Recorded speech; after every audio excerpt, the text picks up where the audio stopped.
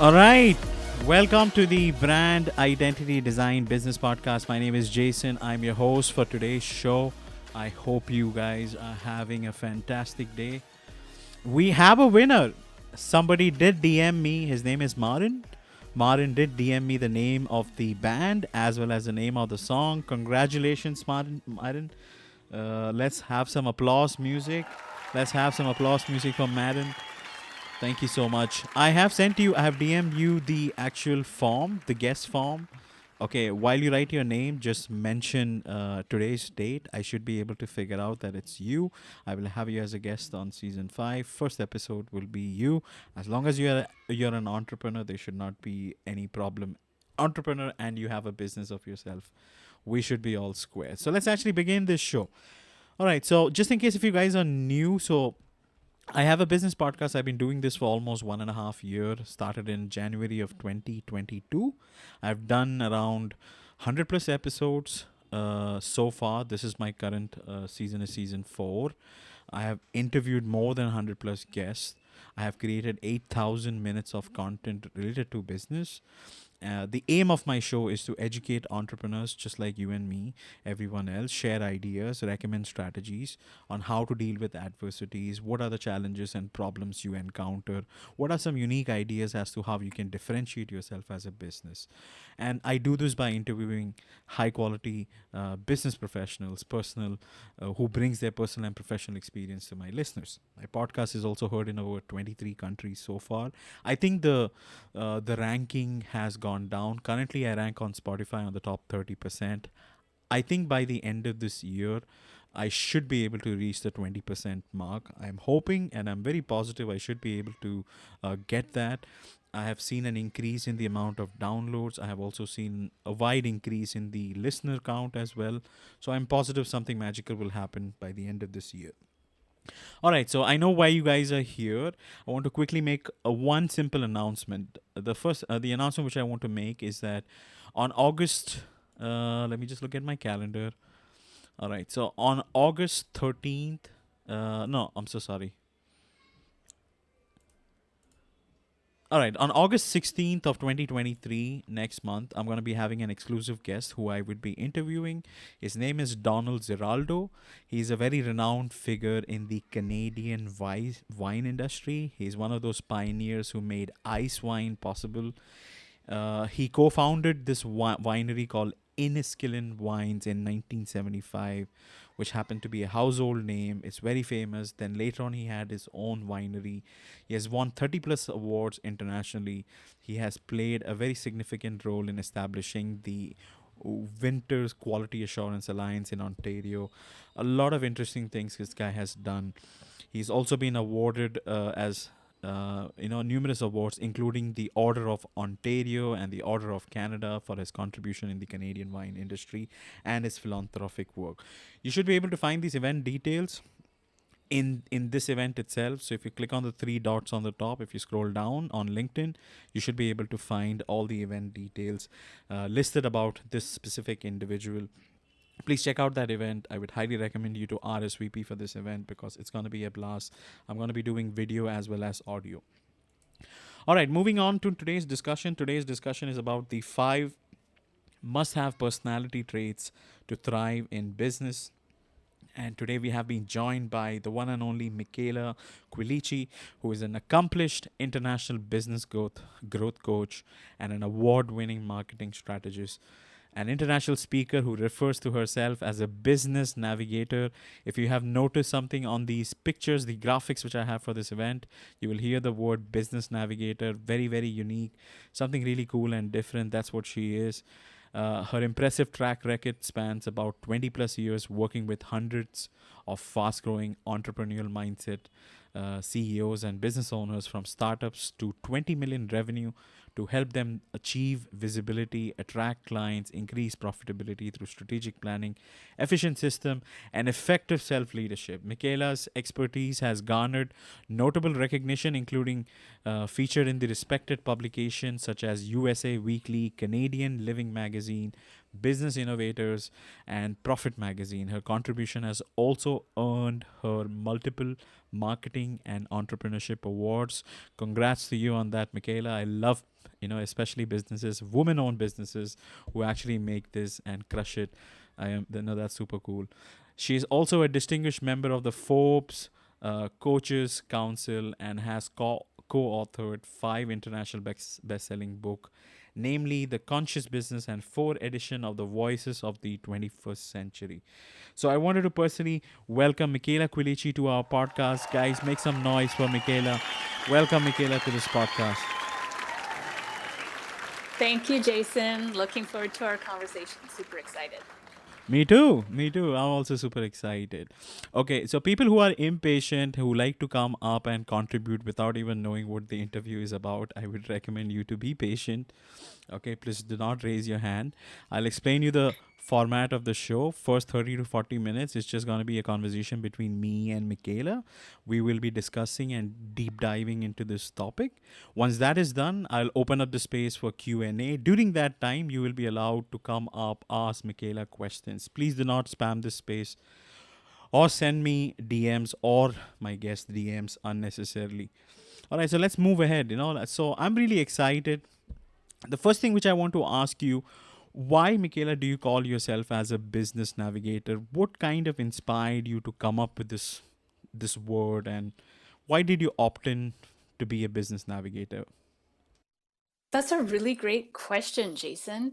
And, it really started when I was a couple of years into my business and I didn't really have a brand at that point. I had hung my shingle. I'd come out of 10 years of working for fast paced growth stage startups, leading marketing teams. And I decided I really wanted to launch out on my own. And I started as a marketing consultant and I didn't have a brand, it was just my name.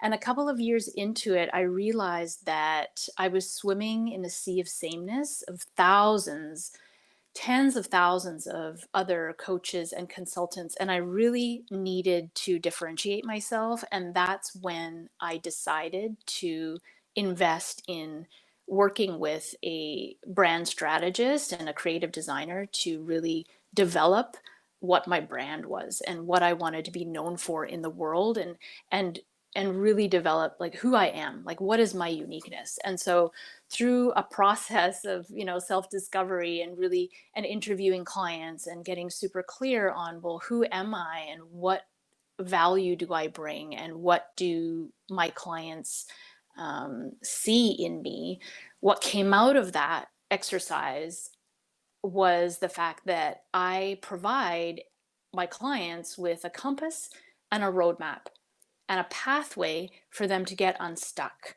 so that they can gain clarity and really navigate their success. And so that's how the whole name of Business Navigator came about. It was a name that I came up with. And I like to do this with my clients as an exercise to really get them clear on putting their stake in the sand around who are you? What are you calling yourself? What do you do that's different?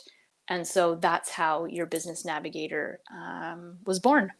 That is so cool. So you're like a GPS system for entrepreneurs, guiding them, directing them. I guess you could call it that. Yeah. And also really creating, those I like to say the client comes and brings their knowledge of their business and their inner knowing and their dreams and their vision and their values. And I'm there to support them along the way with a roadmap to help them operationalize that vision and really then help them navigate the roadblocks and the obstacles and the forks in the roads and the potholes and the side streets so that they can always remain true to what they want to create, and I help them navigate that path.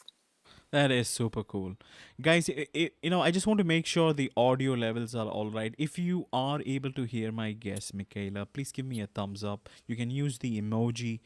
Anybody, if you can just give me a thumbs up just to make sure the audio levels are all right. Okay, so, the sound, I've seen 2 thumbs up, so I think we are stepping in the right direction. So my first question, okay, to you related to this topic as we deep dive into this conversation, I personally would love to explore the powerful impact these five must-have personality traits you had in the world of business. Okay, I want to hear also some real life experience and insights. So, first, for the benefit of our audience, could you explain them what are those five essential business traits? Okay, and how it had helped you to drive success towards you as an entrepreneur. Absolutely.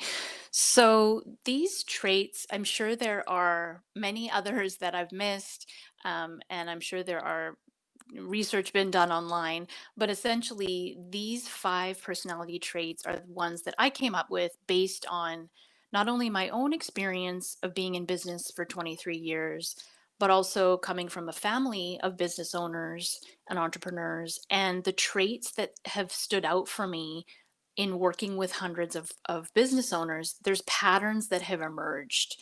And we all know the statistics of how many businesses go out of business in the first year, the first 5 years.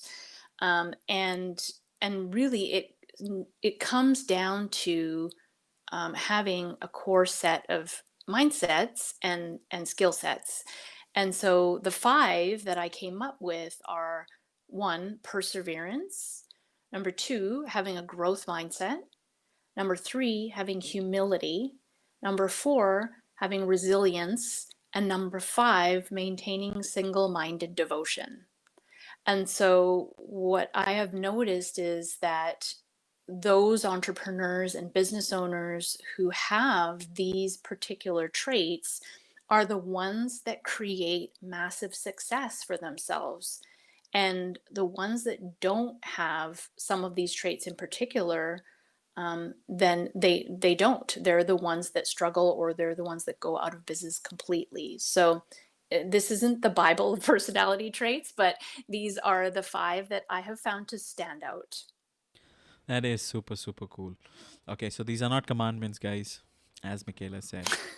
The five traits: perseverance, growth mindset, humility, resilience, and single minded devotion. Do not worry if you don't have a pen and paper handy. I would be dissecting this further. Okay, do you like any one of them specifically? Like, if you have to choose one which you really are into, what would that be, Michaela? Like, one personality trait, like, you really dig out of those five. That's a tough question, but I think that, um, yeah, so many of them I like. But let's go with let's go with let's go with resilience. Let's go with resilience. Mm. I think that would be a good one to start with. Would you mind letting the audience know, like, why did you choose resilience? I feel like resilience encapsulates a little bit of my own personal story in terms of, my hero's journey, if you will. And so that's why I chose that one in particular. So in terms of resilience, how that's helped me is that, to be quite honest with you, if I hadn't maintained my own inner strength and my own inner fortitude, I wouldn't be where I am today.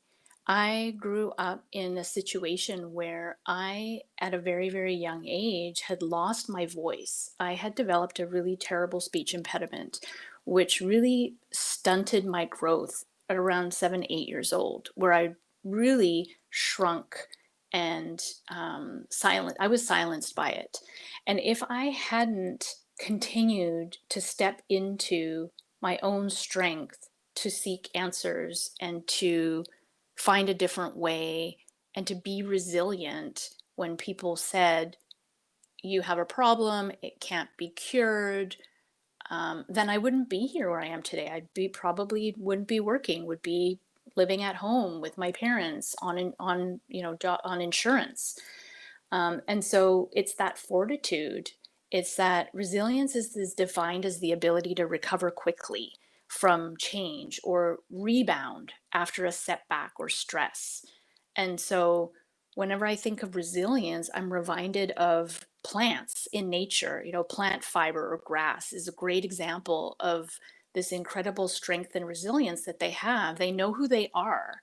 And when they're bent out of shape, they spring back to their original position. And this is the epitome of resilience to me. It's knowing who you are and being steadfast in that knowing and continuing to move forward and to bounce back from any kind of setback or stress or anything that happens to you. This is so powerful and incredible, Michaela, because losing your voice, okay, being silenced by it, okay, but you adapting yourself and having that resilience to overcome those challenges. And now look at you, the way you speak right now so profoundly. I know how much work you have done to reach this stage. I also know that you also have a podcast which I notice you have on your website. I've seen you on countless videos on YouTube. So you are not only working towards improving yourself, but you are in the right direction. So applause, salute to you, hats off to you. I really appreciate you putting the work in and becoming a better individual and overcoming some of those fears. That is super super cool. Love you for that. Thank you so much for that, Michaela. So let's dissect and move ahead further, guys. For your convenience, if you look under the event notes, I have actually listed all those five qualities which we were referring to. When you come for Q&A, when you join the stage, if you were to later on during this show, I would advise you to choose one of those qualities and let us know why did you choose that specific one. Like how I asked Michaela, same thing. Okay, please remember that. All right, moving on. Let's actually speak about perseverance. Okay, so in this dynamic world of business, growth and personal development, okay, is kind of a very important thing. I'm curious to hear your insights as to how many entrepreneurs may not be able to find that right balance between perseverance and knowing when it might be necessary to pivot or to change directions. I feel it's like a delicate dance in this competitive business landscape. So, how do you strike a balance between perseverance and knowing when it might be necessary to pivot or to change direction? Help us understand based on your personal and professional experience. I love how you talk about there's a fine line and it's a dance, Jason, because I do believe that that's really so true. There's a fine line between being stubborn and just bulldozing through something at all costs versus taking your cue from the feedback that you're getting on how things are working, how they're not working, and doing that dance back and forth and knowing when to create changes. Perseverance is really about that steady persistence and adhering to a course of action or a belief or having that purpose.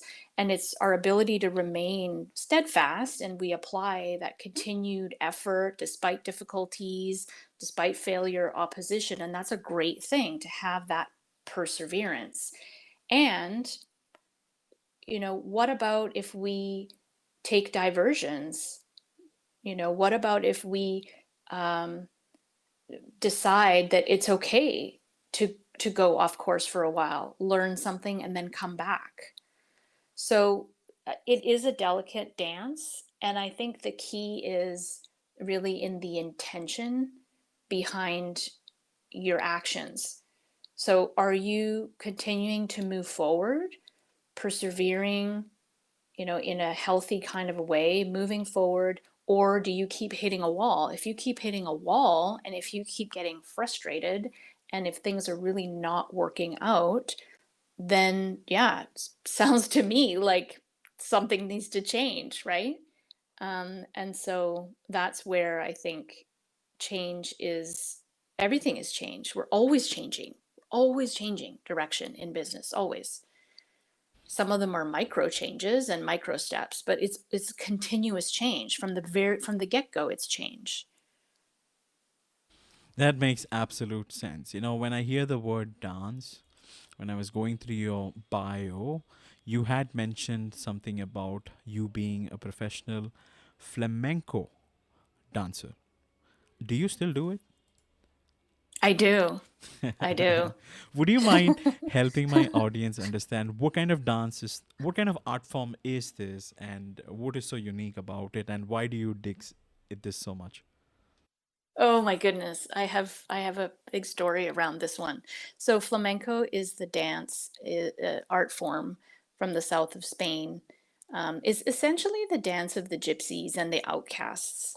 And it was, originally it's very, flamenco because it's you can recognize the flowery dresses and the castanets and the footwork and the arm work and the hand motions that look like flowers.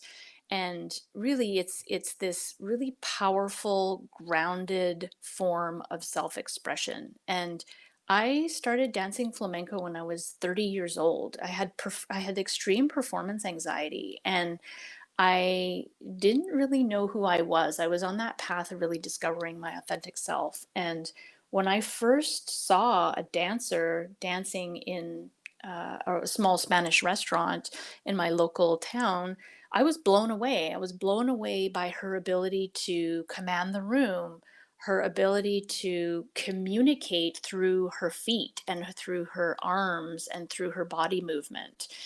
And that really awakened something inside of me. And it took me about a year to really get the courage to go and take dance lessons. But once I started to take dance lessons and I was nudged by my teacher to perform on stage, I'd never performed before.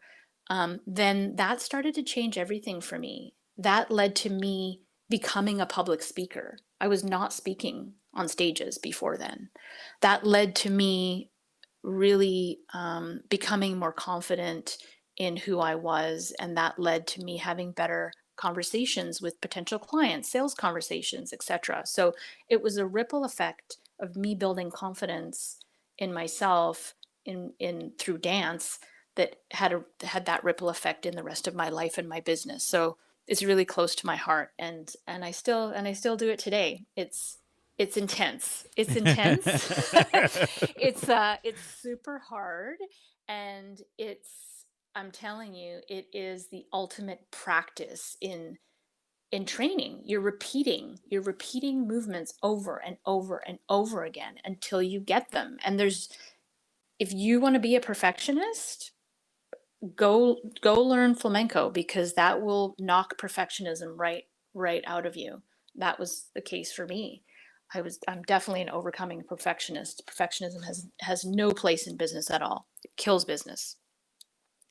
So I use that as a practice. I use that as a devotion. That is super super cool. Just in case if you guys have not seen this flamenco art form, this dance style from Spain, I was able to find a video over YouTube. I have actually listed this on the event notes. When you do get time later on, once we finish this event off, I would highly encourage you to watch it. Michaela, do you have a YouTube playlist about you showing off some of these moves? If not, I would encourage you to do that. I don't have a YouTube playlist. But yeah, you've inspired me to think about doing that. All right, all right, all right. Now that is super, super cool. I'm so happy to hear about this additional thing which you do. Most people don't speak about their hobbies and some of those things, which brings you happiness. I love the fact that you have this whole dance thing and this step thing going on. It is super, super cool. Let's deep dive into this second personality trait, which is the growth mindset. According to you, how can entrepreneurs cultivate this growth mindset and embrace continuous learning to stay adaptable and to be also be open to newer opportunities which comes ahead? Having a growth mindset is one of the key distinguishing factors between the people who do well and the people who don't. What we're really talking about here is being a learner versus being a non learner. So, committing to being a learner is the invitation. How do learners think? How do learners behave? What do learners do versus a non learner?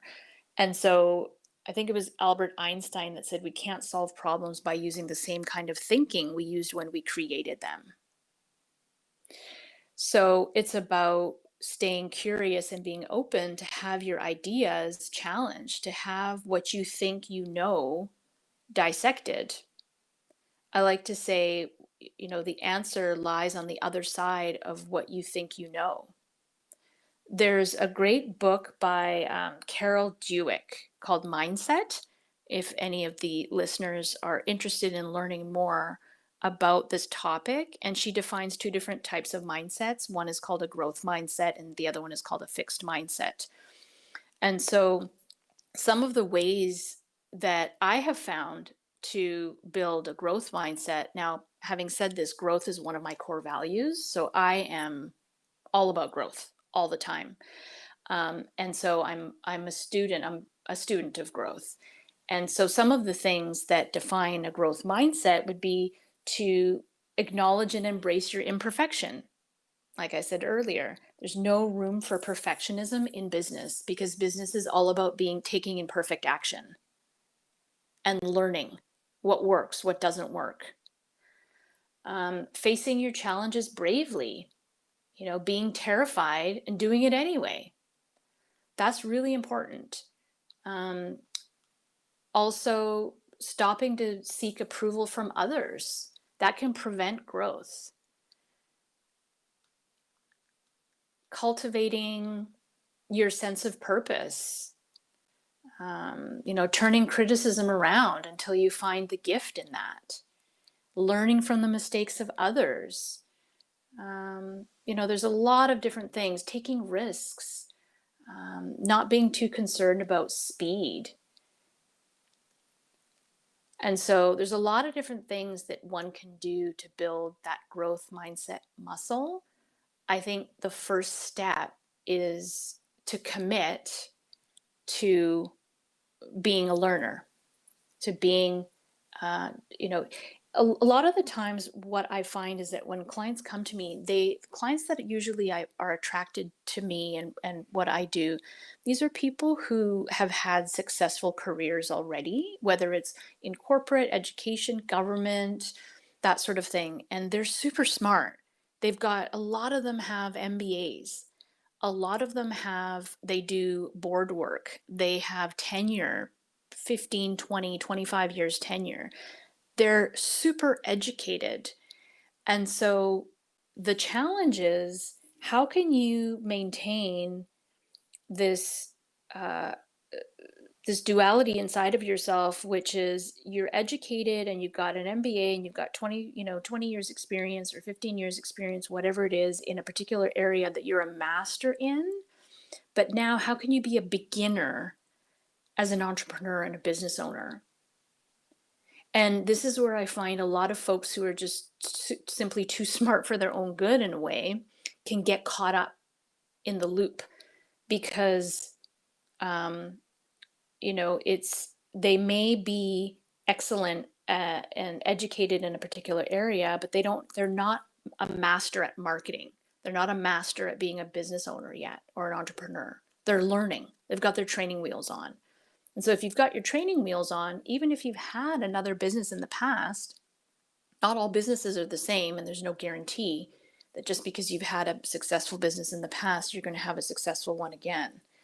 So committing to be that learner and committing to have those training wheels on, and staying curious and being open is helpful, is super helpful, and it will allow you also to go further faster. These are some incredible points which you have shared with us, keeping the growth mindset and the difference between the growth mindset and the fixed mindset. So I love what you have shared.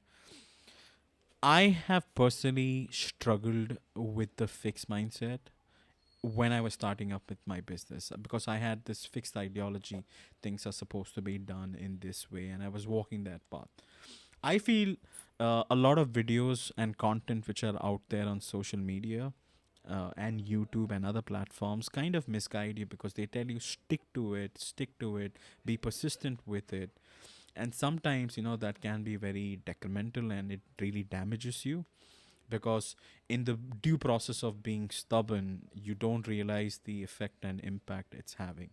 I wanted to personally ask you, Michaela, like, what would be some of those signs you feel you have personally noticed as entrepreneur, wherein you feel if you see these signs, I think it's time to move into the growth mindset, be a little more adaptable, start listening to feedback, and see if you can make some changes. What do you?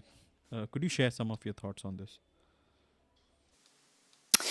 Yeah. So, you know, what's coming to mind for me when you ask that question is really about, how are you feeling? How are you feeling? Are you frustrated? Do you feel like you're spinning your wheels? Do you feel like, um, things are not working out when you feel like they should be? Um, these feelings that we get of being of uh, incongruency or misalignment or um, things not working, then that's where you need to start, because then it's that mindset piece around, okay, so things are not working, well, why should they be, right? So we need to take a look at, okay, things are not working, so what do we need to do? How do we need to look at this differently? What do we need to do differently? I find that asking open-ended questions is really helpful as a self-coaching technique. So rather than going into the frustration and the anger and taking it personally and feeling victimized and all of these things, we can recognize those feelings come up and use those as a red flag. And then you know where you need to turn your attention to peel back the layers underneath that feeling, because that feeling it's the key, it's the door that leads to what you need to learn next. Absolutely, that is some great advice. I feel my personal take on this is that just trust your instincts, guys, because your mind body is gonna tell you the actual truth. You can ignore it if you like, but eventually you will get screwed. Okay, so if you see those signs, you will instinctively feel something is not right. Like, for an example, you might end up getting a lot of clients, but you may not enjoy doing that work. Or you would not feel like answering those phone calls from those clients. Okay, it may not give you that mental satisfaction you desire. If you see those signs, if you see it, if you instinctively feel something is not right, this is your gut telling you shift, pivot away, stuff like that. That's just my personal take. Okay, I could be wrong, guys, but that's how I realized it eventually. Let's talk about humility, because this is something. If you were to ask me that same question which I asked you in the beginning, like, out of those, which one would you choose? I would choose humility, because I have seen a lot of egoistic businessmen. I have noticed that humility is, it keeps you down to earth. It helps you realize that you can lose everything which you have acquired in a simple second. So it's good to have humility. And but the reason I want to ask you this next question is because many entrepreneurs don't necessarily want to display humility, because they feel it can be mistaken as for weakness. It's a competitive business landscape, right, which we live in. Okay, so based on your expertise and experience, what would you recommend to these entrepreneurs to keep a balance between humility and asserting themselves in the business world? Right. So I feel that being humble is, and this is my interpretation, so I'd love to hear what others think of this as well, is is a state, or it's a character. It's a characteristic of being humble, right? Which is, what does that mean? It means being free from pride and arrogance, right? And what is assertiveness? Assertiveness, I feel, is more of an action. It's the action of stating something that you strongly believe is true, asserting something. But you can assert something with humility, or you can assert something with arrogance.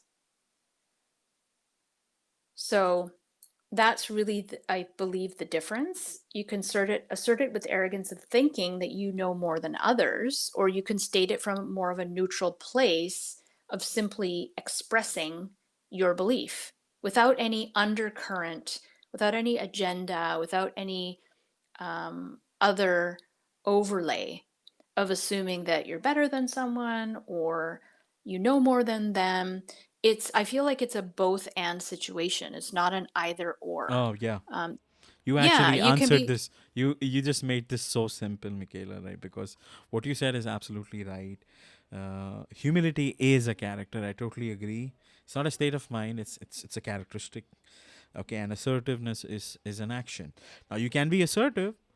Okay, but if you can be assertive, not, you know, like in an insulting way or an authoritative way, but if you are assertive, being humilitative, yeah, having humility basically, I think that does the job, right? That's where the magic Mm, happens. It's like a combination of both, but you still keeping yourself down to earth, having that humility, right? I think I got it. mm-hmm. I think I got it. Mm-hmm. Okay, Yeah. go on, go on. Yeah. No, that's my opinion about it. One can be humble yet assertive. And I feel like that's a great combination because you are being it's a bit of both, right? You've got that kind of being humble because staying humble stays you open to being to learning. When you think you know everything, right? When you're arrogant, when you think you know everything, then that shuts down the learning. So being humble, that is an opening, it's a doorway to learn more. And being assertive is having an opinion and stating that and sharing that. And I feel like when you're around people, right, who are humble yet assertive, there's more of a softness there. There's more of an opening to have a dialogue, to have a conversation about something. Yet when you've got somebody who's arrogant and assertive, there's a wall that comes up and there's no opportunity to there's no give and take, I feel. That makes so much sense. Thank you so much for sharing that. I want to actually, deep dive into this next trait, which is resilience. Okay, so as you said, resilience is something which you really dig and something which you really felt that, that's one component which I would really focus on because of your background story, because of what happened in the past, and what the kind of a person you became over the course of time. So, as an experienced entrepreneur and a business navigator, okay, would can you share some practical strategies or exercise that can strengthen resilience in the face of adversity? Yeah, absolutely. So the first thing that comes to mind is that I think it's an African proverb that says, fall down 7 times, get up eight. I don't know if anyone in the audience has heard that. Fall down 7 times, get up eight. So the first tip that I have is simply get up, is simply just get up and keep getting up. Keep getting up without the drama, without the storyline. Just keep getting up. When I work with my clients on the inner game, we do inner game and outer game of business, and the inner game is really about stepping into their own self-leadership because your business will only grow to the level of your own leadership, your own self-development. And even if you are some of you may be listening saying, well, I'm a solopreneur, I don't have a team, or I only have, one or two people on my team, I'm not a leader. But I would challenge that. You are a leader, you're leading yourself, you're making decisions on your behalf every single day. And our ability to do that, as our business grows, we also need to grow into our own leadership. And so resilience is a mindset first above all anything else. I believe that there will always be situations that take you off of your center, as I like to say, that push you off of your grounding, and test your innate strength and your fortitude. And I learned this early on from one of my first business coaches, is that it's not about eliminating the stress triggers, because we're surrounded by situations and stresses and, potential obstacles, all the time. So it's not about eliminating the triggers. It's about recognizing that the triggers will always be there. And that's a mindset. So that's recognizing the triggers will always be there. And then once you recognize that, then the goal becomes more about not how can I fight off these triggers and how can I fight off being, you know, these setbacks. It's more about how quickly can you get back to your center after you've been knocked down? How quickly can you get back to your center and not have it ruin your day, ruin your week, ruin your month? How can you quickly shorten the time? That becomes the practice, that becomes the devotion. Is how quickly can you get knocked off your feet, knocked off your center with some issue, and get back to your center quickly and do it in a way where you are clear, calm, ready to move on. The second belief to cultivate is that there's always a reason for everything. There's always a reason for everything that happens to you, that happens for you. And so instead of putting our fighting gloves on to fight everything all the time, which is something I used to do a lot of, when's the next shoe going to drop? When is the next fight, that I have to get ready for? How can you, instead of putting the fighting gloves on, how can you partner? How can you partner with the setback and use it as a guide? So it's happening to you for a reason. So embrace it and look at it and address it. And so those are the couple of things that come to mind when I think of resilience and how to build the resiliency muscle, which is really what we're talking about. Yeah, absolutely, absolutely. I love the proverb specifically, which you said in the beginning: fall down 7 times, get up the eighth time. That is super, super cool. I've actually not heard this specific proverb, so I appreciate you sharing it. Okay, I hope you guys are, enjoying this conversation. I would be opening up the space for Q&A shortly. If you are interested in coming up and asking Michaela a question specifically, now is the time. Please raise your hand. And once we finish the break, we will open up, the room for Q&A. Like, you can ask questions. Okay, so hand raising is on. So, please, I would encourage people to raise their hand, and please feel free to come up and ask your questions directly. While we are waiting for people to raise their hand, I want to get into the final trait, the last one, which is the single minded devotion. So, what advice would you give entrepreneurs like myself and many others to maintain, to stay focused and to maintain that single minded devotion to our goals? Okay, while being still open to new possibilities and opportunities.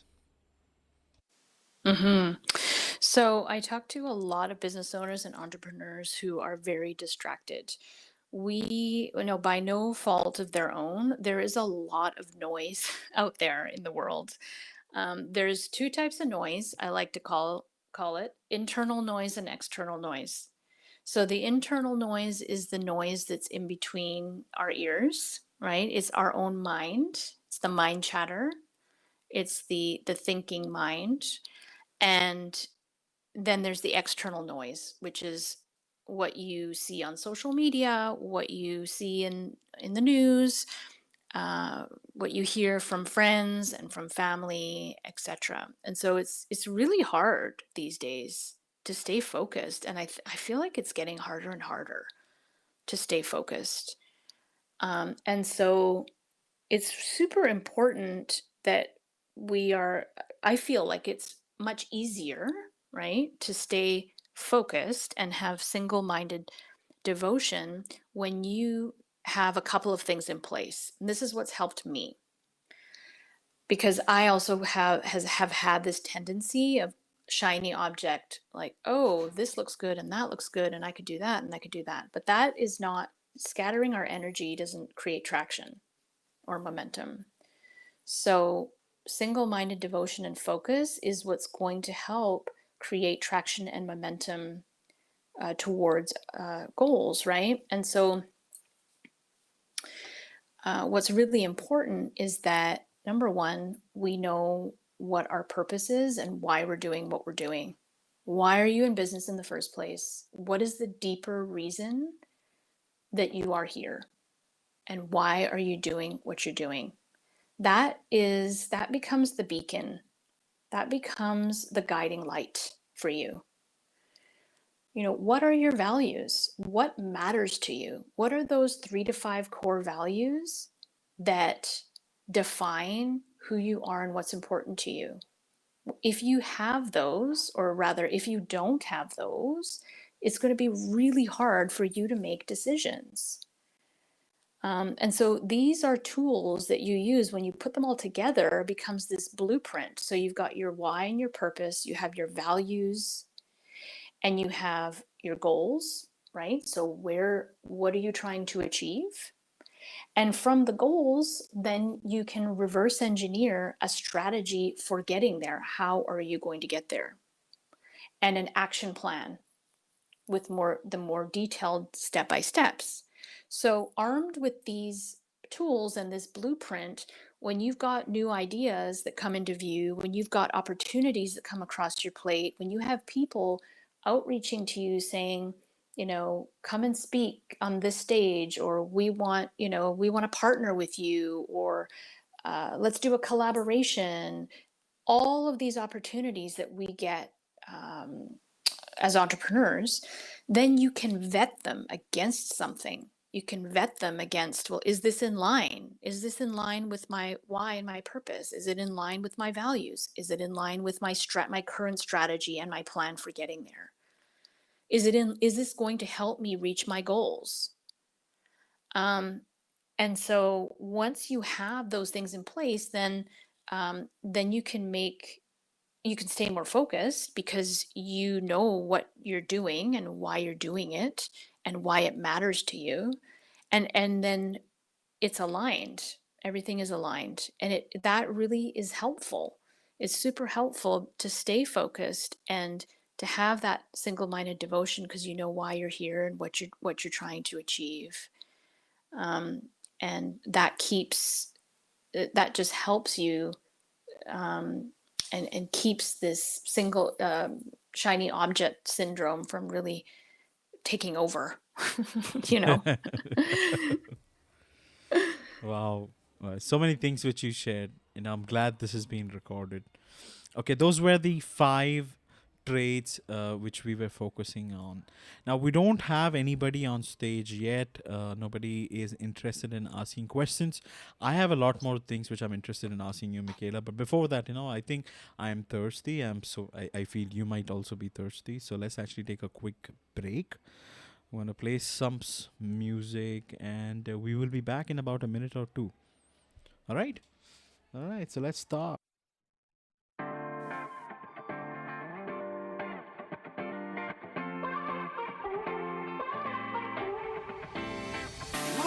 Side to side, up and down, I like you all around. I like you all around. I want you close to me, on your feet, never coming down. We're never coming down. Got me floating to the ceiling for you. I just can't explain this feeling for you. Got me floating to the ceiling for you. I just can't explain this feeling for you. You've been slowly dancing around my mind all night. The way you move's enchanting, lighting up my eyes. Move me side to side, up and down, I like you all around. I like you all around. I want you close to me, on your feet, never coming down. We're never coming down. Got me floating to the ceiling for you. I just can't explain this feeling for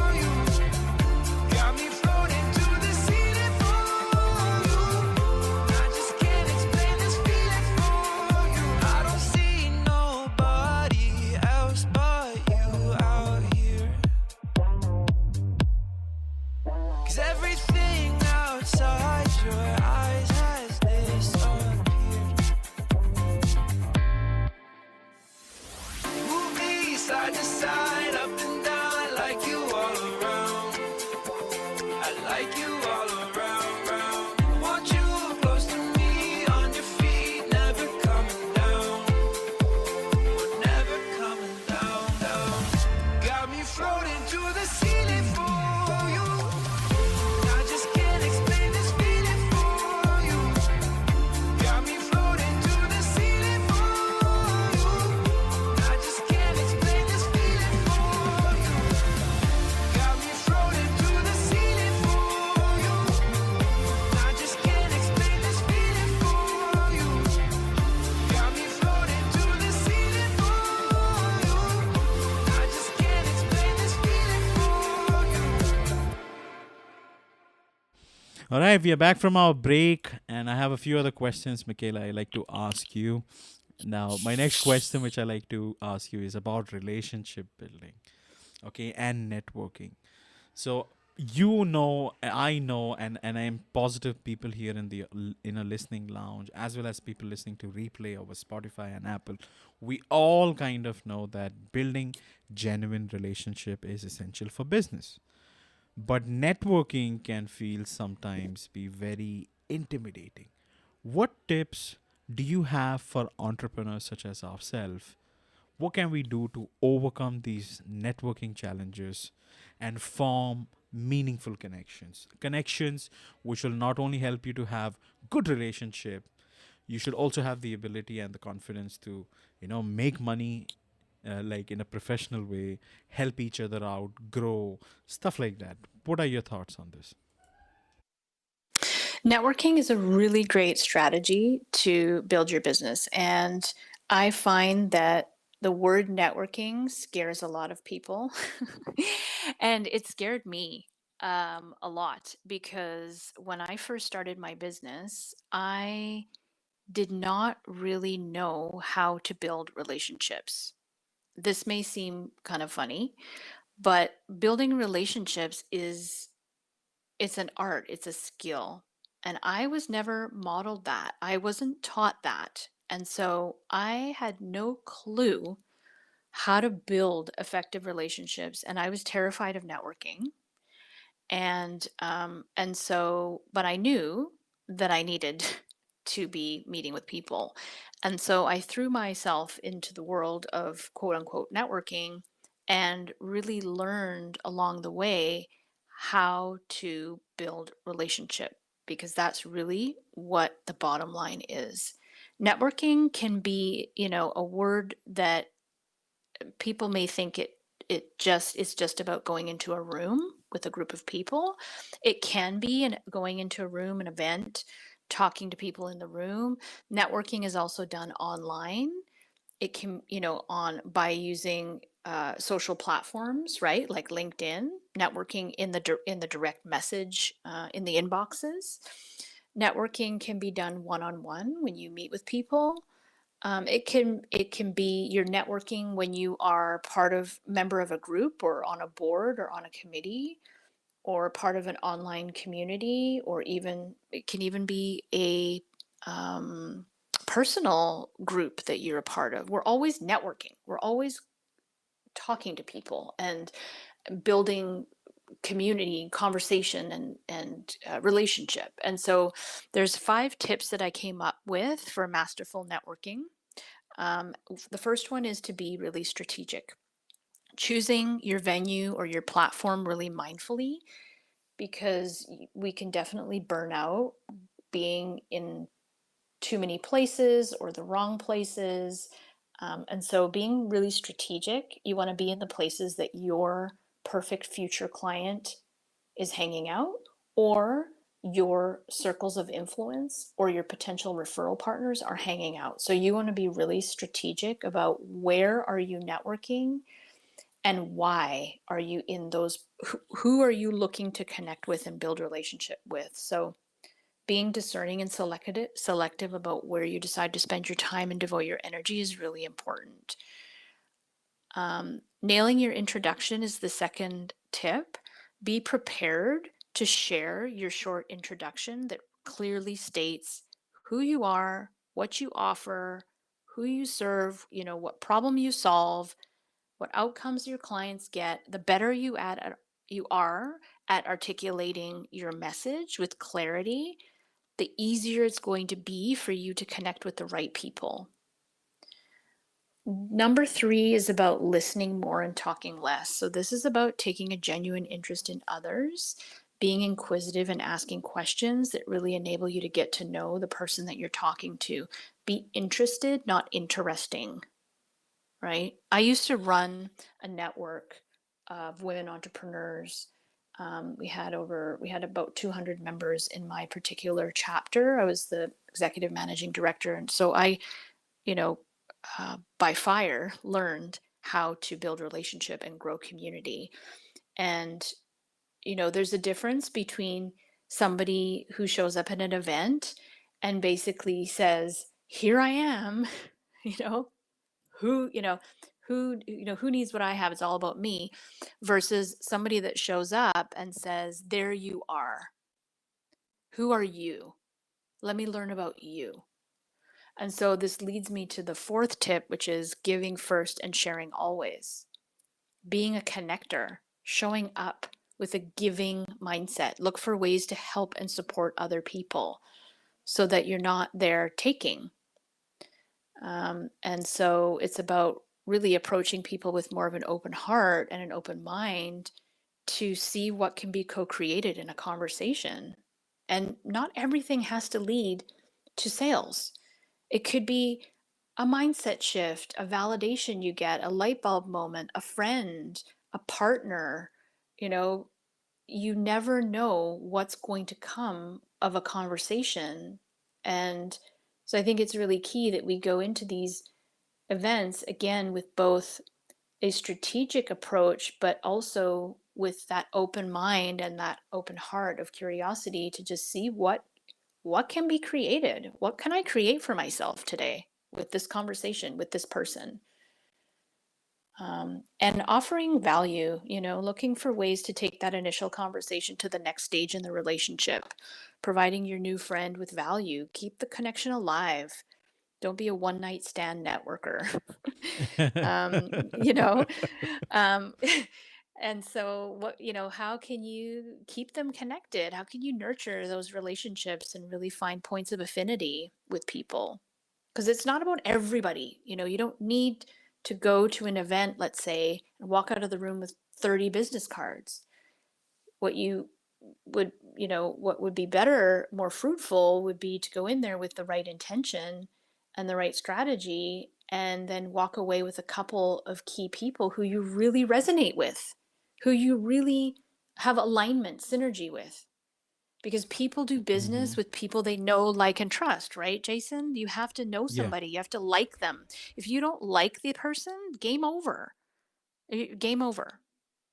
So Hmm. that's why, we have to be likable, and we have to know how to have those conversations to draw out alignments and synergies and look for ways that you have things in common that you share, and that's the beginning of a relationship. And that's what it's all about. It's about relationships. It doesn't matter what kind of business each of us is in. We are all, bottom line, in the business of relationships. That is so so true. And I like what you said in the midst of while you were explaining everything in detail. Be interested, and not be interesting. I have kind of followed the same practice throughout my business. I may not have like a lot of clients, but at least the people who I work with, they kind of know, they value me, respect me, and they are interested, and they know that I am a good fit, so that's why they work with me. It's purely because of those relationships that you have built. Now, Michaela, at some point, maybe a person, an individual, an entrepreneur is just starting up, and he or she has to make ends meet. Okay, and they are really struggling. They may not have too much time. And these individuals get pressured to ask for a sale. Or sometimes, we end up giving a lot of free things, with the intention that, you might get some positive outcome, or maybe he or she, this individual, will become your client in the due process. And sometimes, it disappoints people. What advice would you share with them? Like, where would you stop? Like, how much to offer free guidance and advice where to draw the line, where not to be needy. What are your takes on those things? Mm, really good questions. So I highly recommend that if somebody is just starting out in business, that don't put yourself in a position of unnecessary risks, and don't put yourself in a position of using hope as a business strategy. So that's the first thing, is set yourself up smartly, right? So as an example, when I was first starting out, I had savings. I did leave, the job that I had had, and I had savings, and so I had something to fall back on. Because if it's everything is energy too, right? If you're coming up and you are putting out this energy that is fear based and scarcity based, that you're not going to attract anything. That is not going to attract the right type of energy back to you. It's not going to attract perfect ideal clients who are going to pay you, what your fees are, and they're not going to be the ideal client. So give yourself a cushion. If you are leaving a corporate job, like as an example, a client of mine that I worked with, she had an idea for a business. Well, she didn't just leave her corporate job and say, okay, I want to start a business now and I'm going to be making money by next month. We titrated her out of her job, and it took 2 years. She went down to, 3/4 time, half time, as we were building her, her brand positioning, as we were building her business model, as we were building out her programs and services and her marketing plan. We built all of that out so that she wasn't stressed as she was building her business. So that would be my first tip in terms of setting yourself up really smartly from the beginning. Don't put yourself into a position where it's make it or break it if you can't pay the rent. And I say this out of experience, because this is one of the things that happened to me early on, was that things didn't pick up as quickly as I had hoped, and I did make some you know very large investments in what I thought would be good strategies and good support, and I was running out of money. And and it was me. I was responsible for feeding myself, and so that's why I share this with everybody. Have some kind of cash flow strategy as you're building your business early on. It's really important. In terms of free stuff, I think it is important to share your expertise. I think it is important to pull back the curtain and share with people what you know, because that builds trust, it builds likability, it builds relatability. People pay, in terms of giving away for free, give away the why, give away the what. But then if they want to get help on the how to's, that's what they pay you for. And so that is where I would draw the line, is people pay for implementation. They pay for transformation. Information itself is useless because you can get it for free on Google. You can get it for free on podcasts, on the internet. So people don't pay for information. People pay for transformation, and they pay for outcomes, and they pay for implementation. And so that's what you don't want to give away, that for free is what I'm getting at. That's some kick-ass advice which you have said. That is super, super cool. And I think a lot of people listening to this podcast episode would get the clarity they need. So, guys, you have understood where to draw the line. Don't end up giving out information related to transformation, implementation, and all that fun stuff. Retain that. Be helpful. Okay, don't be an ass. And have that cushion, as Michaela said. If you have that cushion, what it does is that it gives you that breathing space. It gives you leverage. It helps you relax things a bit, and you would not be pushy, and you would not try to weep or take advantage of all the clients who are pouring into your way. And people can sense when I think as an individual, being a client myself, I think you can sense when somebody on the opposite end is desperate uh, to have the opportunity to work with you. You can sense that, and it's not really a good vibe or a positive feeling. So I appreciate what you shared here, Michaela. Let's actually move ahead. I want to actually speak about and ask you questions about coaching. Hmm. At what point do you think an entrepreneur recognizes that now is the time I should look for professional help or get a coach to address some specific challenges or roadblock in their business journey? Yeah, so there's some telltale signs. Um, so these are some of the things, as an example, that my clients have told me before they've reached out to help, to me for help. So they would say things like, I'm not getting traction. I've tried all of the things, I've tried all the marketing things, I bought the programs, I've been in I've done the courses. Nothing's really working the way that I expect it to. Or they would say things like, I hit a wall, or I've hit a plateau in my business. I don't know how to take it to the next level of growth. A lot of them, if you're feeling stuck or frustrated and you're not moving ahead, that would be a really good sign. I do have clients who, rather than being feeling stuck or frustrated, they know what they don't know, and they want to fast track or accelerate growth. So that would be another sign, is that you really want to, as one of my clients says, leapfrog. She wants to leapfrog the competition. She wants to accelerate her growth. She wants the shortcuts. She doesn't want to pay for too many mistakes. If you're feeling alone at the helm of your business with nobody to bounce ideas off of, you feel like you're in a silo, you're making decisions in a silo, that's another sign to get support.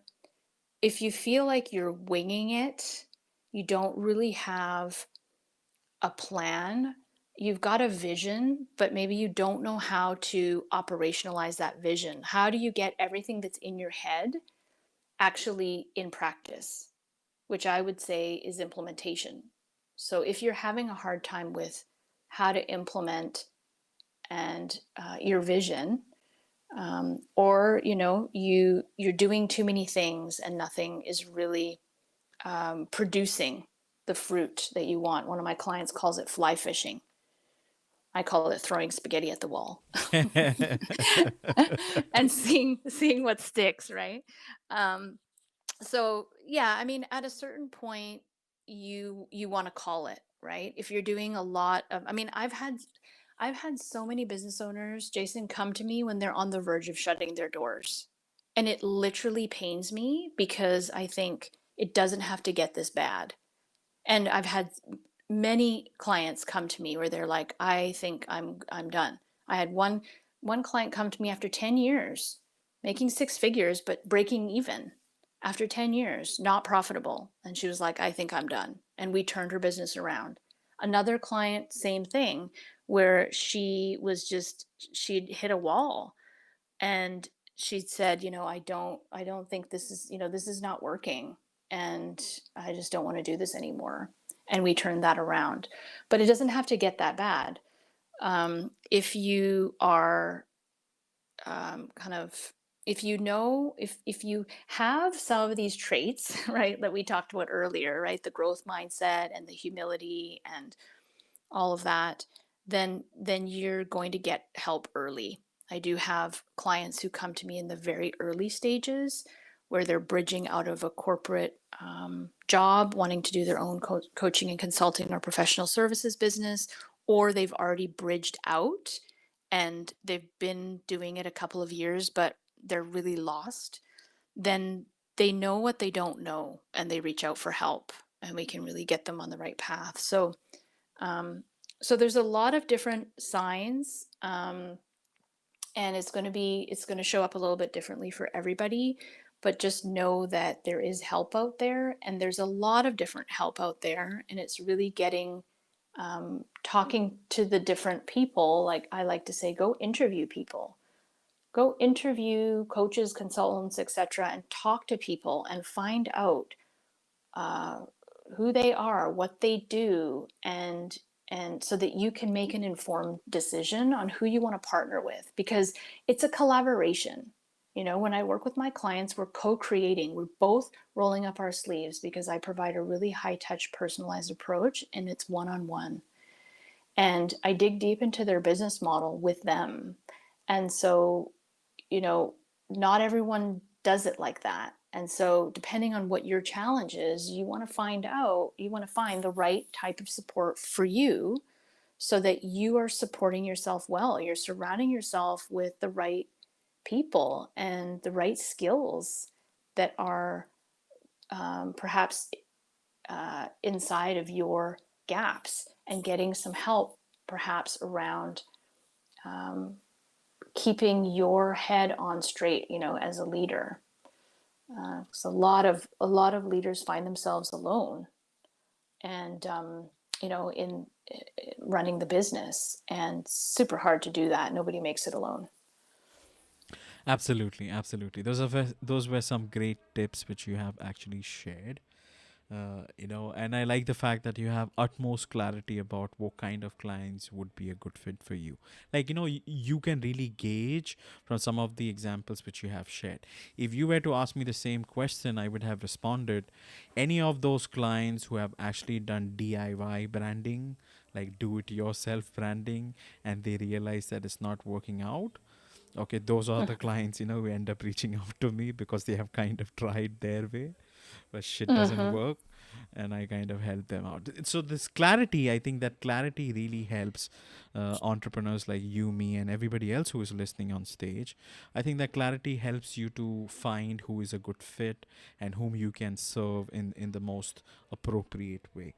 Now, while I was going through your bio, Michaela, I stumbled upon this quote, and the quote states, "And the day came when the risk to remain tight in a bud was more painful than the risk it took to blossom." Now, I have a little challenge, pronouncing the name of this individual. Is it Anais Nin or Nice I Nin? think it's I think it's Anais Nin. Anais Nin. Okay. Okay. Anais, yeah. I'm so sorry if I made an Mm-hmm. ass out of me not pronouncing the name. Okay. Okay. What is so fascinating about this quote? Because you specifically mentioned in this bio with great emphasis. So I like to know, how does this interpret, what do you feel about it, and why it's so important? Mm. That quote to me is the embodiment of the story that I shared with you earlier about, um, you know, the Losing your challenges that I voice. had. Yeah. Yeah, the challenges that I had when I was a child, right?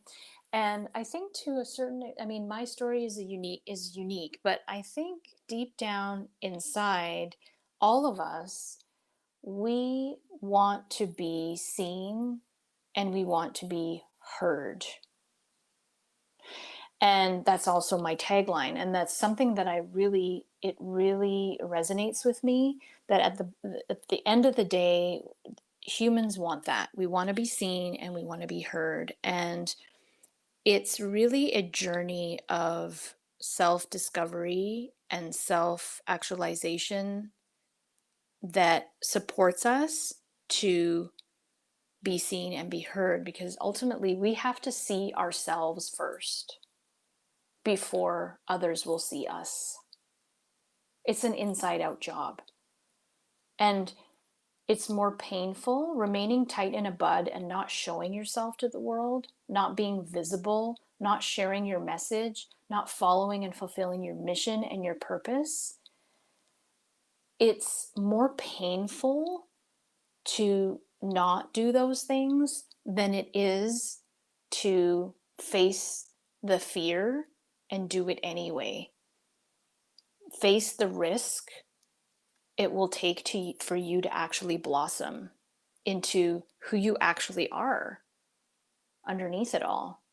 and fulfill that purpose that you have. So I love that quote because of that, because there's a lot of us have the fear, and myself included, of really showing who we really are. And if you're in business, you are on a spiritual journey. I'm not talking about religion. I'm talking about a spiritual journey, because your business is the greatest teacher of what you need to learn about yourself. You are confronted with yourself all the time, because everybody and everything that you do in your business, your clients, your challenges, is a mirror that's showing you yourself and what needs to be looked at. And so being in business is really, that's why these traits are so important, because it's really about continuing to just show up and continuing to be open and curious and learning and having humility, being persistent, being growth minded, and having that devotion to continue to show up, continue to take the risks, so that you can blossom and fulfill the purpose of why you are here on this earth. I I'm so grateful you have shared this. It makes a lot of sense. And I agree with you. It is a spiritual journey because you kind of learn a lot of things about yourself, your capabilities, your strengths, weakness, stuff that you're good at, not good at. Sometimes hidden talent which you were not even be aware of. Like, those things end up, showing up. Sometimes, you having an extreme talent at some point of time, while you were young, can become an integral part of how you do business. You never know. It's very transformative. So I appreciate what you shared. Now it's time for rapid fire questions. Let's have some sound effects. Okay, now these are some questions which I'm going to be randomly throwing out to you. Okay, try not to take too much time and answer these questions. Okay? Oh, all right. Okay, Okay. so my first question is specifically related to those 5 must-have personality traits. While I was forming these questions, I was actually having a pizza. Okay, and I was I like, love pizza. yeah, so I was like, can we combine this with pizza and can we come up with a nice question? That's how this question originated from. So, if the 5 must-have personality traits were toppings on your pizza, which personality trait would best represent each topping? You have 5 personality traits: perseverance, growth mindset, humility, resilience, and single minded devotion. All right, go ahead. Oh my god. Oh my goodness. Perseverance. So you mean what topping? Yeah. Perseverance would be Mm-hmm. zesty and fiery pepperoni. Ah, nice.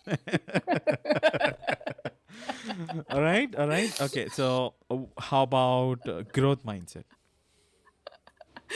Growth mindset would be the fresh and vibrant spinach.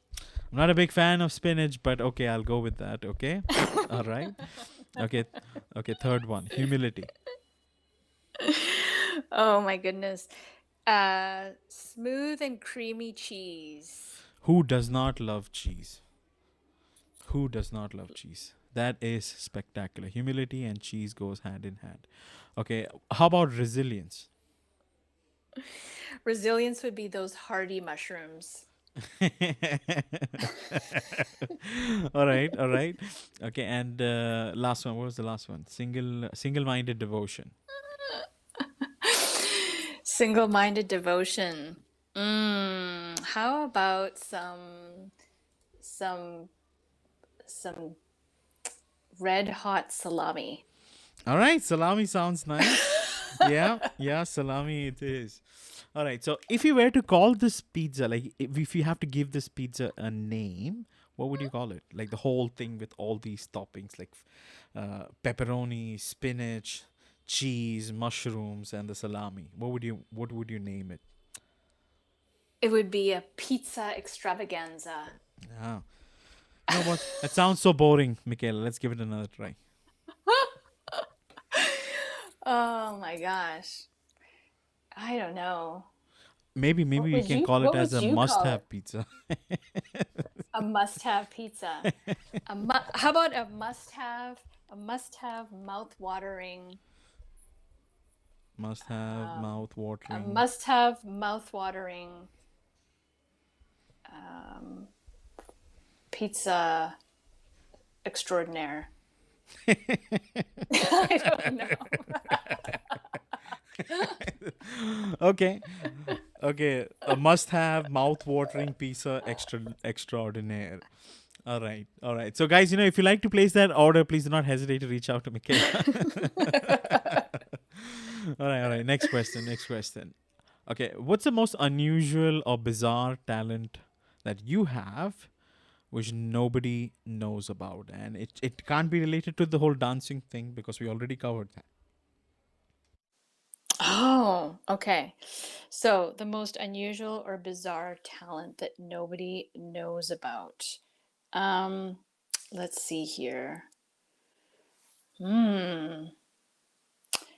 Well, I love to cook. And so I would say that I don't know if it's a bizarre talent or unusual, but I definitely love to cook. I definitely love to cook while dancing to music. So Dancing and cooking. dancing barefoot in the kitchen while cooking, Mm-hmm. dancing to music. That's one of the things I love to do. Dancing and cooking barefoot. All right. All right. That is interesting. You are not doing those tap dances, right? Like when you are listening. No, because flamenco dance shoes have nails on the bottom. What?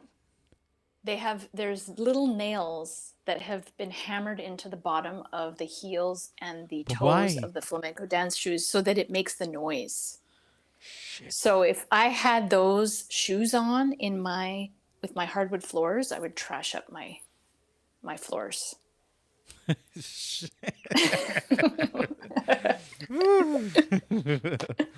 All right. All right. All right. All right. Okay. Okay. If you had a time machine, Michaela, which moment in your business journey you would revisit and give yourself either a high five or offer some sort of a sage advice to yourself? I would say it was that early stages, like 1.5, 2 years into the business, where I was really struggling to get traction. And I was so frustrated that I almost quit. And so, if I were to give myself advice at that stage, I would say get help early on.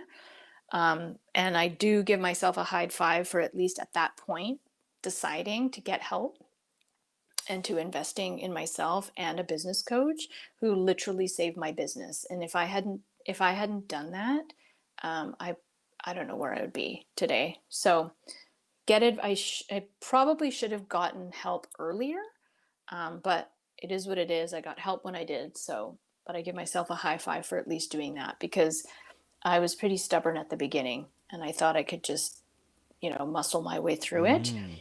Um, and, uh, and it was hard. And I thought that that's just the way it needed to be, that I just needed to work hard and just you know, get through it. And it doesn't need to be that way. Mm-hmm. So, That is super cool. Okay, now if you were to visit, and let's say that you're physically, uh, like you're physically meeting the young years back, what kind of gift would you end up giving yourself? Apart from this advice, like, would you give yourself some sort of a gift? Like for an example, I'll tell you how I'm thinking of this question. Maybe I'm not phrasing it right. If I were to go back on a time machine and if I were to see myself, I'm not going to give any high five or, any sort of kudos, nothing, no advice, nothing. Okay, you know why? Because I don't want to change what has happened. I want the path to continue the way it is. But I would do spend some time with myself, maybe take myself out on a dinner, have a nice brunch, or maybe the same pizza which we tried creating just a while back, have something of that sort, have fun, maybe gift myself some sort of sneakers and say that the road is going to be hard, have some good shoes on the way, something on those lines. Okay, would you do the same thing or would you do something else? I would I would definitely do that. I love that idea. I think that I would give myself a hug and say, "You're fine. You're going to be fine. You know more than you think you do, and have confidence in what you know, and don't take it so seriously. Have more fun and have more humor and get more help. Don't do it alone and you'll be fine." Absolutely, absolutely. That is super, super cool. I want to give you the opportunity to promote your business. Tell the world, what kind of individuals you think you can best serve. Although we kind of have a general overview based on the conversation we just had a few minutes back. Okay, but tell us, where do you see your company ahead? What's the future you are interested in, in reaching out in the long run, or if there is any sort of events, promotional activities, anything you like to promote on my show, now is the time. Go ahead. Thanks, Jason. So my vision for my business is to support particularly women in business, but I work with men too, people to own their voice and spread their message so that they can be seen and heard and increase their influence, income, and impact while transforming the lives of their clients, communities, and the world. And so my mission is really to empower business owners and leaders to firstly lead themselves and become more of who they are so that they can create success for themselves in all areas of life. So I would like to continue to spread my content out there into the world, to continue to work with people, publish probably publish another book, that's a solo Six project. book. It would be the Yeah, but sixth book. this one would be a solo project. I think this would be the book that I really want to birth on my own with my own, my own message and my own stories. And um, collaborate with others and potentially even um, reinvent the podcast. I think that's just the immediate things that come to mind. And so I am looking to connect with people, individuals, service professionals. I do work with coaches and consultants, service professionals, speakers, trainers who are at that stuck point, like I mentioned, and who really want to get clarity. And so I do have an offer that could be appealing to some folks who want to kind of get it done in the next 30 days. So I have a program called Business Builder, which is a program that we customize. We work together for 30 days on a priority project that's related to marketing, sales, or business strategy that you want to build out. And it's a VIP program, and we just get it done. So whether that's developing your visibility to profits plan, whether that's getting crystal clear on your vision, mission, values, and your goals and the business strategy, whether it's redefining your business model, whether it is building out your customer journey so that you're able to scale your business. There's a lot of different things. It could also be really getting clear on your brand positioning and your unique differentiator and what your value proposition is and who you serve, getting super clear on that part of it. So there's a lot of different things, building out sales process, how to, turn those leads into sales. So there's a lot of different things that we could tackle, but the idea for this particular program is to just get one thing done in the next 30 days so that you can get unstuck and get on the road to traction again in your business. And so if that is interesting to anyone on the call, you can go to meetwithmichela.com and complete the form there, and then we can jump on a call and just chat and see if this is something that is in alignment with good fit for personality wise, but also just good fit to see if we can co-create something together to help you get clarity and a roadmap for getting on the road towards your goals again. That is super, super cool. I have personally spoken to Michaela and she has actually taken me through some of her packages. I think it's super, super cool. And audience, if you're listening to this conversation, I think you have a general overview what she brings to the table and she kind of knows her stuff. So I would highly encourage you to not only reach out to her, but do take advantage of this 30-day business builder thing. I think it's super cool and it's gonna help a lot of entrepreneurs listening to this conversation. I'll have the website link and everything else listed under the show notes. If you're listening to the replay, please do reach out to Michaela, give her a high five, and learn something new and sort things out. She is the one with the GPS after all, so I think she can guide you how to, roadmap the shit out of things and help you out. So I think that is super, super cool. So if there's one last thing, Michaela, you want to leave my audience with anything, any sort of message before we wrap this conversation up, what would that be? So, it does sometimes feel safer to stay in our comfort zone, right? And hide our true self, like we talked about, rather than take steps towards our big vision. And, I told you my story, and, I would have robbed myself of the opportunity for growth and healing, and I would be filled with a lot of regret if I didn't take the steps in the face of fear to create a different reality for myself. And so you have that opportunity all the time. Our souls are communicating to us on a daily basis. And the key is, have you noticed, right, that when you don't listen to that quiet voice inside of you, your gut instinct, or act on that, those intuitive promptings, the voice can only get louder and the signposts become bigger. So you have the right and the responsibility to really step out of the background, to really step into what you want to create, your dreams, step into the spotlight, step into what you want to create for yourself, for your life, for your business, while staying true to who you are. The world really needs you right now, especially now, to show who you are, to share your gifts, because your message and your words matter. And so I encourage you just to go get it. That is super cool.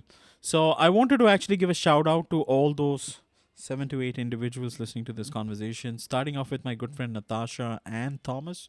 Natasha has been one of those close friends I have. She's been supporting my show from the very beginning, back in not 2022 January onwards. She have not missed any of my shows. She's a regular listener and supporter. She's also one of my really, really close friends. I see also Thomas down in the audience. He's from Australia. He regularly joins our conversation. It's just because of daylight savings. I think we are struggling a bit. Otherwise, he's a regular supporter. I also want to say thanks to Margaret, Mayumi, Marin, Jamila, and Doug for staying till the very end. This shows that you did thoroughly enjoy this conversation with me and Michaela, and hopefully you have learned something new from us, and hopefully this conversation is gonna guide you in your business or in your life. It's gonna do something or the other. So I want to quickly make an announcement for the next week's show. Next week's show, season 4, episode 18. A very close friend of mine. She was a mentor. She was like family. She was like my sister. Her name is Tiffany Werner. She's a licensed mental health counselor. She passed away on July 16th, 2023, unexpectedly due to heart attack. And I've been trying to deal with this, trying to, get my thoughts, wrap things around my head. Okay, but it's really challenging and struggling. So I wanted to actually dedicate an episode specifically for her, and I wanted to express some of my thoughts, not really grieve, but share some things which are there in my heart with my listeners, with my friends. I've invited a few folks, who are very close to Tiffany. I would also invite you guys as well to come and listen. hopefully, maybe you guys can share some ideas as to how to deal with grief.